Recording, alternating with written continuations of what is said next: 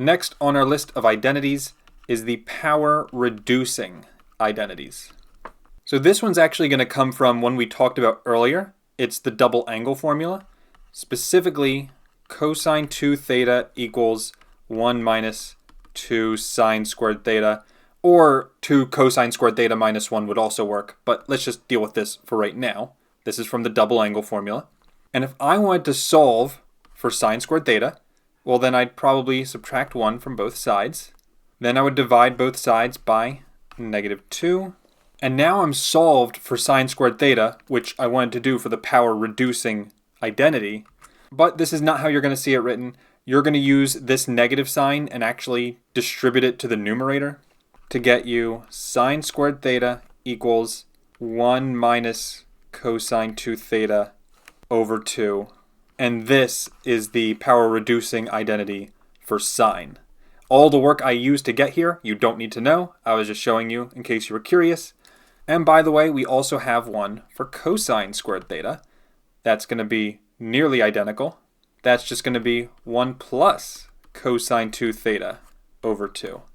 And there's the one for cosine. There is one also for tangent, although to be honest, I've never seen it used ever in my life. But maybe you learned about it, so in that case, I'll give it to you. It's 1 minus cosine 2 theta over 1 plus cosine 2 theta.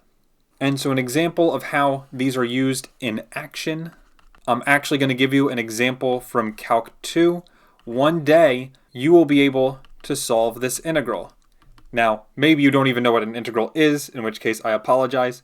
But basically, what you're supposed to do here in Calc 2 is you look at the sine squared x, you use the power reducing identity, you turn it into 1 minus cosine 2 theta over 2, and now you know this integral. I mean, maybe you don't, because let's be honest, you probably didn't take Calc 2 yet. But the whole point is, this is why we have the power reducing identity, to get sine squared x into a problem that we can actually solve. Now I know this looks way worse, but trust me, this is way better, and you'll agree with me one day.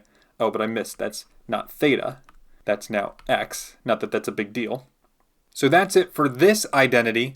If you want to watch the full video with every trig identity, that's in the description. Thank you all for watching, have a great rest of your day, and I'll see you in the next video. Take care, and bye-bye.